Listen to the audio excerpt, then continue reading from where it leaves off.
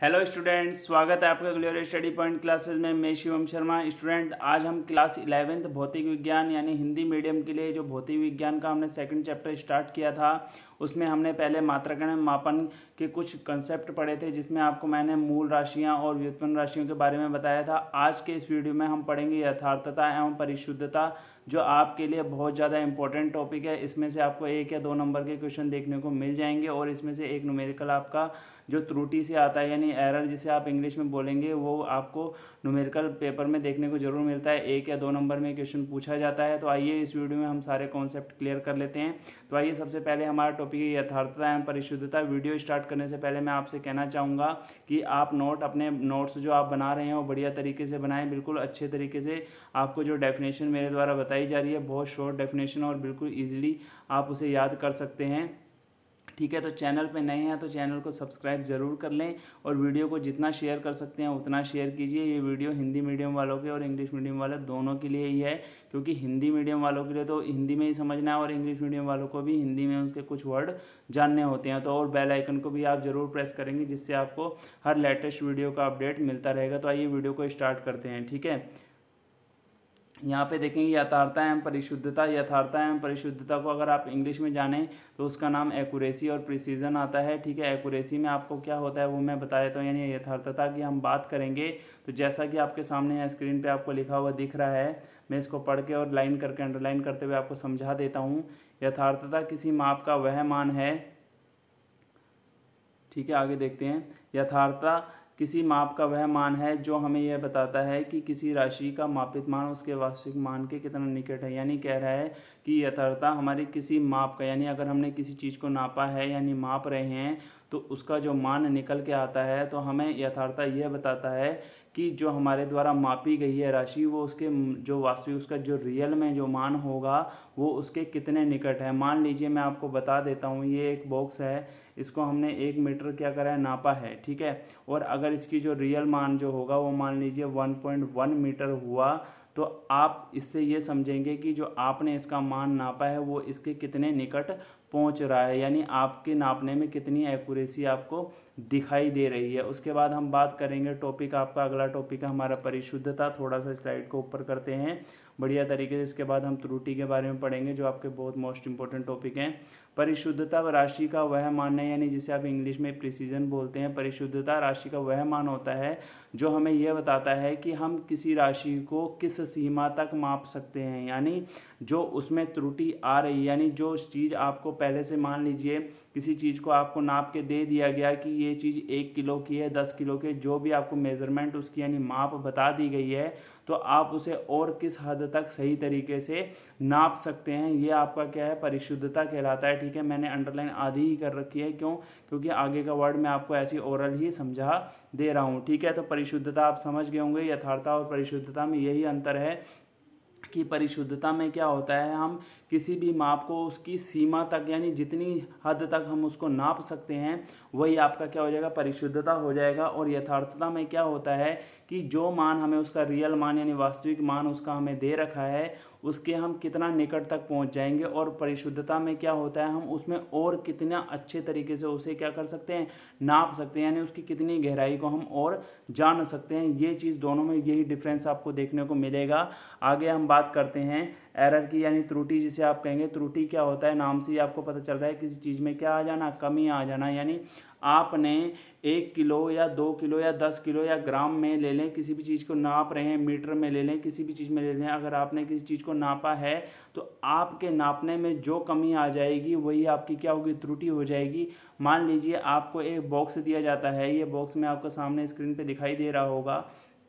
ठीक है, बॉक्स दे दिया जाता है, उसका पहले से नापा तो 1 मीटर आया। ठीक है, बट आपने नापा तो 1 मीटर पूरा नहीं था, या 1 मीटर से क्या हो गया, ज़्यादा हो जाएगा। तो यही आपको यहाँ पता चल जाएगा कि भाई जिसने भी ये मेज़रमेंट किया है ये क्या है, गलत है, हमारे द्वारा नापी गई मेज़रमेंट सही आ रही है या हमारे द्वारा नापी गई गलत आ रही है।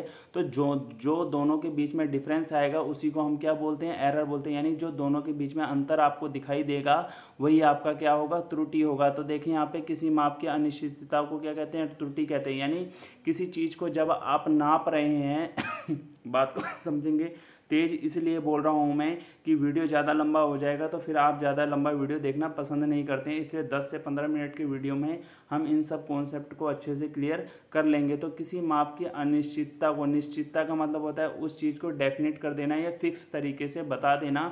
अनिश्चितता का मतलब होगा कि वो फिक्स नहीं है, ऊपर नीचे हो सकती है, ठीक है। यानी किसी माप में उतार चढ़ाव यानी ऊंचा नीचा होना या इस तरीके से समझ लें, या उसमें कुछ ना कुछ कमी जरूर आ जाना, यही हमारा क्या कहलाता है, त्रुटि कहलाता है। तो देखो नीचे से आपको यहाँ और स्लाइड ऊपर कर रहा हूँ, वहाँ पे आपको दिख जाएगा त्रुटियां कितने प्रकार की होती हैं, 2 प्रकार की होती हैं। पहली आपकी होगी क्रमबद्ध त्रुटि यानी जो लगातार चलने वाली त्रुटि होती है, और आपको अगली त्रुटि दिखाई देगी यादृच्छिक त्रुटियां, जिसको आप कहेंगे जो आपको पता नहीं चलेगा, एकदम से आपके सामने निकल के आ जाएगी, वो आपकी होती है यादृच्छिक त्रुटियां। अभी डेफिनेशन के थ्रू और अच्छे से क्लियर कर लेते हैं। आइए बात करते हैं हम क्रमबद्ध त्रुटियों की। तो यहाँ देखें क्रमबद्ध त्रुटियाँ, ऐसी त्रुटियां, देखो सामने लिखा है ऐसी त्रुटियां जो किसी प्रयोग में नियमित रूप से यानी लगातार पाई जाती हैं, और इन त्रुटियों को किसी नियम के थ्रू यानी किसी रूल के अंतर्गत हम क्या करते हैं, इनको नियंत्रित करते हैं। ऐसी त्रुटि हमारी क्या होती है, क्रमबद्ध त्रुटि कहलाती है। दोबारा से समझेंगे, ऐसी त्रुटियां होती हैं जो क्या होता है किसी प्रयोग में लगातार पाई जाएंगी, यानी लगातार उनका मिलना तय हो जाएगा। यानी कभी भी आप मेजरमेंट करेंगे यानी किसी चीज़ को नापेंगे तो हर बार उसमें कुछ ना कुछ आपको त्रुटि मिलेगी। तो इन त्रुटियों को नियंत्रित करने के लिए हम कुछ ना कुछ रूल लगाते हैं, यानी किसी ना किसी लॉ का इस्तेमाल करते हैं। तो इसलिए इन त्रुटियों को हम क्या कहते हैं, क्रमबद्ध त्रुटियां कहते हैं। इसका एग्जाम्पल जैसे आप ले सकते हैं, वर्नियर कैलिपर्स से शून्यांक त्रुटि निकालना, ठीक है, चाहे वो हमारी धनात्मक में हो चाहे वो हमारी ऋणात्मक में हो, दोनों में से किसी में भी हो सकती है। तो अगला टॉपिक हम देखते हैं अपना क्या आएगा, यादृच्छिक त्रुटियां आ जाएगा। यादृच्छिक त्रुटियां आप यहाँ से देखेंगे, बिल्कुल बढ़िया तरीके से नोट आप बनाते चलिए, ये बहुत ज़्यादा इंपॉर्टेंट टॉपिक है, आपको बहुत ज़्यादा मदद करेंगे। यह ऐसी त्रुटि होती है जिनके स्रोत का ज्ञान नहीं होता, यानी इन त्रुटियों को पता करने के लिए हम पे कोई सोर्स नहीं होता है, इन त्रुटियों को हम पता नहीं कर सकते कि ये कैसे हो रही हैं। तो इसलिए इन्हें क्या कहा जाता है, आकस्मिक त्रुटियाँ का। आकस्मिक त्रुटियों का मतलब है कि रैंडमली एकदम से आ जाने वाली त्रुटि जो है वही हमारी क्या होती है, यादृच्छिक त्रुटियाँ होती है, जिसका हम पता नहीं कर पाते हैं। बस हम संभावना लगा सकते हैं कि हाँ ये त्रुटि इसमें आ गई है।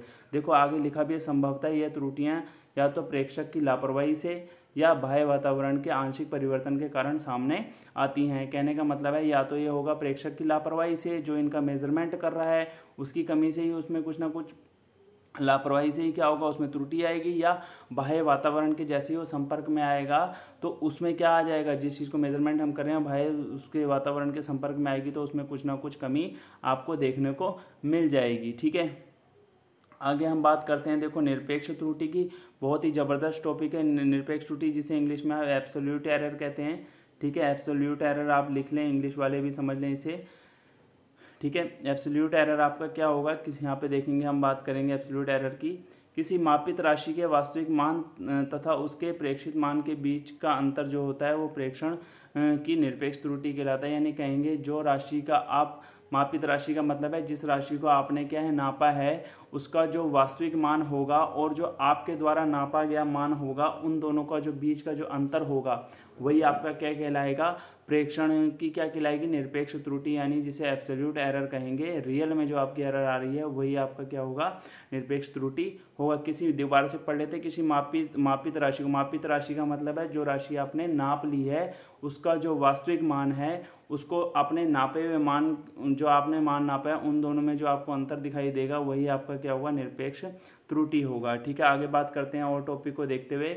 निरपेक्ष त्रुटि बराबर क्या होता है, वास्तविक मान बट्टे वास्तविक मान माइनस प्रेक्षित मान। यहाँ पे सामने फॉर्मूला लिखा है, आप अच्छे से उसको रीड कर लेंगे और अब इनको हम अच्छे तरीके से और समझ लेते हैं। देखो यहाँ माना किसी भौतिक राशि का वास्तविक मान क्या है, a है, तथा भिन्न भिन्न प्रेक्षणों में उनके मान a1 a2 a3 ... an है। an का हमने इसलिए यूज़, यानी n का यूज़ इसलिए किया है कि नंबर हमारे कहीं तक भी जा सकते हैं, इसलिए हम लास्ट नंबर को क्या मान लेते हैं, n मान लेते हैं। ठीक है, मापन में निरपेक्ष त्रुटि क्या होगा, डेल्टा an बराबर a माइनस an, जहाँ पर डेल्टा an जो है हमारा निरपेक्ष त्रुटि का काम करेगा। a हमारा क्या है, a हमारा यहाँ पे वास्तविक मान होगा उसका, और जो an है हमारा क्या हो जाएगा, आपका हमारा जो प्रेक्षिक मान जो होगा वो हमारा क्या हो जाएगा, an हो जाएगा। ठीक है। यहाँ पे परीक्षणों लिखा है, यहाँ पे आप देख लेंगे, जहाँ पे ये परीक्षणों लिखा है यहाँ पे प्रेक्षणों लिखना है आपने, ठीक है। प्रेक्षणों किस तरीके से, इस तरीके से आपने इनको लिखना है प्रेक्षणों, ठीक है। यहाँ परीक्षणों जहाँ पे आ गया वहाँ प्रेक्षणों आपने लिखना है, ठीक है। इस तरीके से उसको थोड़ा टाइपिंग में मेरे मिस्टेक हो गया है तो इसलिए आप उसे देख लेंगे। अगला टॉपिक आपका आ गया है माध्य या औसत निरपेक्ष त्रुटि। आप क्या पढ़ेंगे, माध्य या औसत निरपेक्ष त्रुटि, जिसे आप एवरेज एब्सोल्यूट एरर या मीन एब्सोल्यूट एरर दोनों में से कोई भी आप नाम ले सकते हैं, ठीक है। आप यहाँ पे देखेंगे विभिन्न प्रेक्षणों की निरपेक्ष त्रुटियों, ये त्रुटियां हटा दें आप बीच में से, का समांतर माध्य माध्य निरपेक्ष त्रुटि कहलाता है। यानी जो आपने निरपेक्ष त्रुटियां अलग अलग तरीके से आपने जो एब्सोल्यूट एरर ली हैं उन सबको आप क्या करेंगे, जोड़ देंगे, तो उनसे जो हमारी त्रुटि आएगी निकल के, उन सब में जो त्रुटि पाई जाएगी वही आपकी क्या कहलाती है, माध्य निरपेक्ष त्रुटि कहलाती है। तो आइए अगले नेक्स्ट टॉपिक की बात करते हैं। हमारा नेक्स्ट टॉपिक है सापेक्ष त्रुटि। सापेक्ष त्रुटि को आप क्या बोलते हैं, रिलेटिव एरर बोलेंगे, या दूसरा इसका नाम आता है आपका भिन्नात्मक त्रुटि। भिन्नात्मक त्रुटि को आप बोलते हैं फ्रैक्शनल एरर, ठीक है। सापेक्ष त्रुटि के बारे में बात करें, सापेक्ष त्रुटि मतलब रिलेटिव एरर, जो सामने आने वाली एरर है। देखेंगे यहाँ पे किसी भौतिक राशि के विभिन्न प्रेक्षणों के की माध्य निरपेक्ष त्रुटि, यानी जो आपकी भौतिक राशि यानी जिसे आप फिजिकल क्वांटिटी बोलते हैं, यानी जो आपकी भौतिक राशि है उनके विभिन्न प्रेक्षण यानी अलग अलग जो आपके मेजरमेंट हैं उनमें जो आपकी मीन एब्सोल्यूट एरर आती है उसको अगर आप क्या करेंगे, अपनी रियल वैल्यू यानी वास्तविक मान के साथ अनुपात में दिखाएंगे तो वही आपका क्या कहलाएगा, सापेक्ष त्रुटि कहलाता है। इसका फॉर्मूला आप देखेंगे यहाँ पे बहुत अच्छे तरीके से, यानी आप क्या कह सकते हैं कि निरपेक्ष वैल्यू प्रेक्षणों की निरपेक्ष त्रुटि को यानी माध्य निरपेक्ष त्रुटि को अगर आप क्या करेंगे, वास्तविक त्रुटि से क्या कर दें, वास्तविक मान से अगर क्या कर दें, भाग कर दें, तो आपका क्या आ जाएगा, भिन्नात्मक त्रुटि आ जाएगा। जैसा कि मैंने यहाँ आपको दिखा रखा है फॉर्मूले में, यहाँ आप अच्छे से देख सकते हैं कि भिन्नात्मक त्रुटि या सापेक्ष त्रुटि बराबर डेल्टा ए अपॉन स्मॉल ए, यानी ठीक है। स्मॉल ए का मतलब हमने किस लिए, जो उसका रियल मान यानी जो वास्तविक मान है हमारा। देखो इस वीडियो का लास्ट टॉपिक जिसका नाम है प्रतिशत त्रुटि, त्रुटियां हमारी लगभग इस भी टॉपिक में सारी क्लियर हो गई हैं। अगर किसी बच्चे को कोई डाउट होता है तो वो कमेंट करके ज़रूर बताए, तो हम प्रतिशत त्रुटि के बाद हम समझा देते हैं आपको, और आपने क्या क्या चीज़ें इस चैप्टर में पढ़नी है अभी क्लियर कर लेते हैं। प्रतिशत त्रुटि आप देखेंगे, यदि भिन्नात्मक त्रुटि को, भिन्नात्मक त्रुटि कौन सी, ये वाली, ठीक है, ध्यान से देखेंगे। भिन्नात्मक त्रुटि में यदि भिन्नात्मक त्रुटि को अगर हम काय में बदल दें, प्रतिशत में बदल दें, यानी इसमें परसेंटेज का साइन लग जाए, तो ये हमारी कौन सी त्रुटि हो जाती है, प्रतिशत त्रुटि हो जाती है। दूसरी भाषा आप क्या देखेंगे, भिन्नात्मक त्रुटि को अगर 100 से गुणा करने के पश्चात जो कुछ भी हमें मिलेगा वो हमारा क्या होगा, प्रतिशत त्रुटि होगा, ठीक है। तो अब आप इसका फॉर्मूला देखेंगे, जैसा कि मैंने अभी आपको समझा दिया है, delta A upon A into 100, यानी प्रतिशत त्रुटि को क्या करेंगे, भिन्नात्मक त्रुटि को 100 से हमने गुणा करा तो प्रतिशत त्रुटि हमें प्राप्त हो गया। तो प्रतिशत त्रुटि से 1 नंबर या 2 नंबर का क्वेश्चन आपको एग्जाम में देखने को मिल जाता है। तो इनको आप अच्छे से अपना तैयार कर लें, ठीक है। वीडियो को अपने हर फ्रेंड्स को भेजें, जिससे उनको भी क्या हो, कॉन्सेप्ट अच्छे से क्लियर हो सके। हिंदी मीडियम वाले बच्चों के लिए बहुत ही ज़्यादा ज़बरदस्त वीडियो है। अपने नेक्स्ट वीडियो में हम सार्थक अंक के बारे में पढ़ेंगे कि सार्थक अंक क्या होते हैं, उनके कॉन्सेप्ट क्या क्या हैं, उनकी विशेषताएं क्या, उनका यूज़ हमने कैसे करना है, उनको पता कैसे लगाना है कि किसी नंबर के अंदर हमारे कितने सार्थक अंक हैं, कितने क्या क्या चीज़ें हैं। इन चीज़ों को छांटना मैं अपने अगले नेक्स्ट वीडियो में आपको बताऊंगा। जो अगला नेक्स्ट वीडियो होगा वो हमारा सार्थक अंक पे होगा, उसको हम उस वीडियो में हम पूरा सार्थक अंक अच्छे से क्लियर करेंगे, जो आपके एग्जाम में ज़रूर पूछा जाता है। तो इस वीडियो में जो भी आपको प्रॉब्लम लग रही हो या कोई चीज़ नहीं समझ आई हो तो आप कमेंट करके ज़रूर बताएं, ठीक है। आपके नेक्स्ट वीडियो में हम उसका सॉल्यूशन आपको देंगे, ठीक है। मिलते हैं अपनी नेक्स्ट वीडियो के साथ। Thank you.